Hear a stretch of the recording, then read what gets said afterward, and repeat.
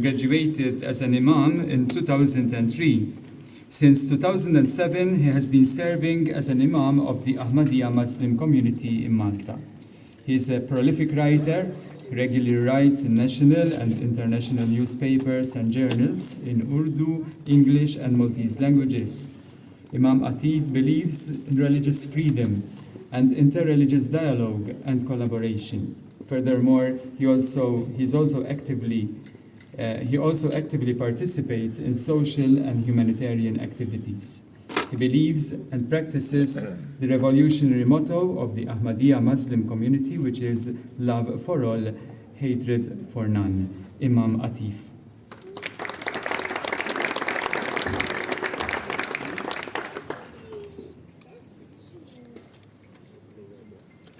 I would like to start by reciting a verse from the Holy Quran.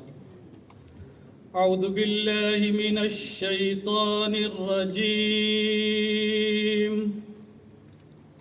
بسم الله الرحمن الرحيم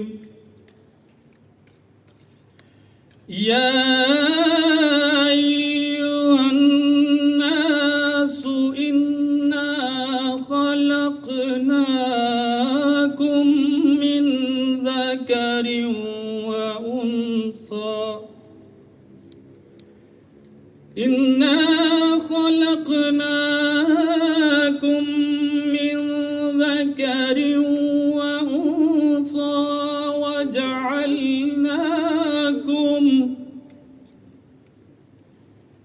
وجعلناكم شعوبا وقبائل لتعارفوا إن أكرمكم عند الله أتقاكم إن الله عليم خبير. In the name of Allah, the most gracious, ever merciful, respected Reverend Mark Chanter, esteemed faith leaders, brothers and sisters, Assalamu alaikum. May peace and blessings of Allah be upon you all. First of all, I would like to take this opportunity to thank the organizer for holding such an important event to celebrate the unity in diversity. It is indeed a remarkable approach, and we look forward to many similar events and to finding opportunities of collaboration in future. I'm very delighted to share some thoughts with you tonight on the topic of diversity in creation and interreligious peace and harmony.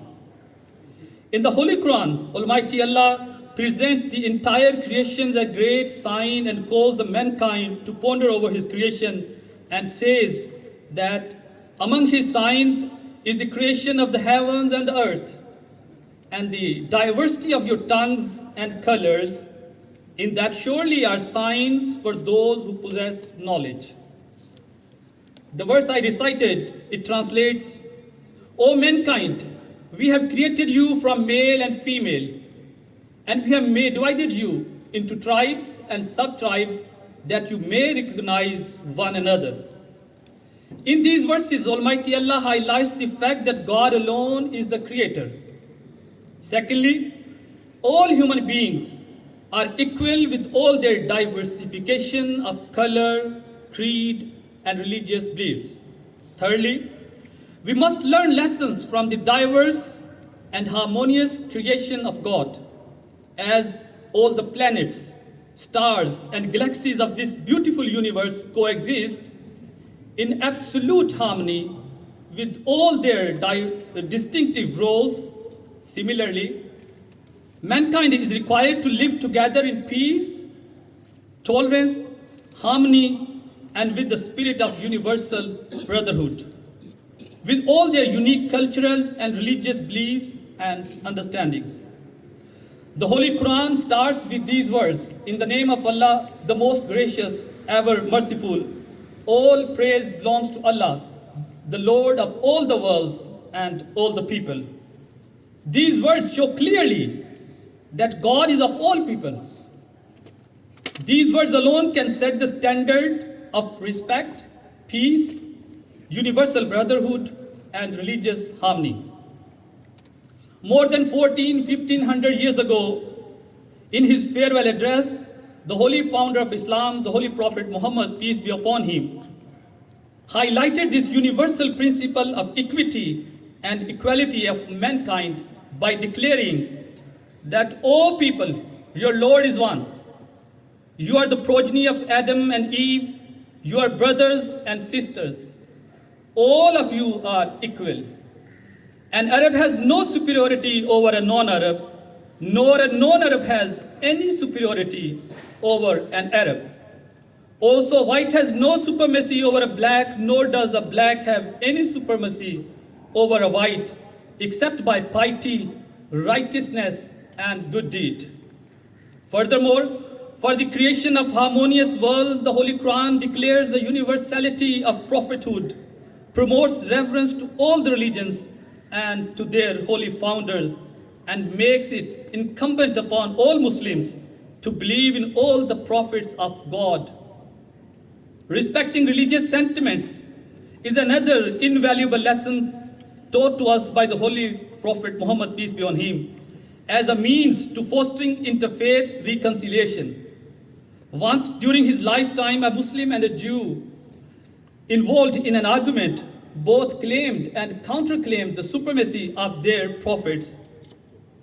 When the Jew complained to the Holy Prophet Muhammad, he admonished against being unmindful of the sentiments of others and said, "Do not exalt me over Moses." Once a funeral procession went by the Holy Prophet Muhammad, peace be upon him. He stood up to show dignity and respect, and those accompanying him followed his example. Someone pointed out that this was the funeral of a Jew. The Prophet replied, "Do you not think that Jews are also human beings and deserve respect and dignity?" Here, if you permit me to say one thing, that unfortunately sometimes while any funeral passes on our roads, we rarely pay respect to that. And sometimes you listen so many horns behind you, and people do not look around that there is funeral going on. So we must pay respect to our dead, because that is the final destination of us all. So I think that is my appeal to all those who are present here. So whenever any funeral procession goes by, we must pay a respect. It's a very, very noble cause. Once a delegation from a Christian tribe of Najran visited him in Medina to exchange views on religious matters. The Holy Prophet Muhammad, peace be upon him, permitted them to offer their worship according to their own manners inside his own mosque. When Hazrat Umar, the second Caliph of Islam, visited Jerusalem, he refused to pray in the church because he said it may set a precedent that would lead to the building's transformation into a mosque. He wanted the Christians to have their freedom of religion and their worship places safeguarded. Furthermore, Islam highly promotes interreligious cooperation, rights of the neighbor, poor, sick, and needy, and safeguards the sanctity of religious buildings and religious freedom, protects human life, and highlights the compassion towards all mankind as another golden principle of promoting interreligious unity and peace. Islam calls upon Muslims to help each other in good things of life. However, do not help one another in sinful things and transgression. For building cohesive, peaceful, and harmonious societies, the Holy Prophet Muhammad, peace be upon him, gave some simple yet remarkable principles for all times. Please permit me to present a few. He said, "Like for others what you like for yourself. Speak kindly and graciously to the people. A word of goodness is also an act of charity," which we are lacking, I think, these days because of the social media. We are lacking this kind of charity. So let us promote and give and spread this charity as much we can with a kind word, because sometimes it's not always the money which counts more. I think a word of kindness heals more than anything else. He says, the best amongst you are those who have the best manners and character. You can never enrich people with your money alone, so help them cheerfully and with good grace. You must extend the greetings of peace to acquaintances, to friends, and to strangers. Ladies and gentlemen, the motto of the Ahmadiyya Muslim community, love for all, hatred for none, which is the essence of the entire Islamic teachings, is a catalyst and beacon of hope for the establishment of lasting and effective interreligious harmony and peace. This is my ardent wish and prayer that all mankind may learn to celebrate the unity in diversity, and may we all live in utmost harmony within our societies and around the globe. May peace prevail on earth and the world becomes a haven of peace and prosperity. And may we all cherish the fruits of interreligious dialogue, peace, respect, and harmony.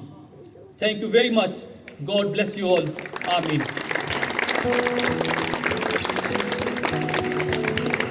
Thank you.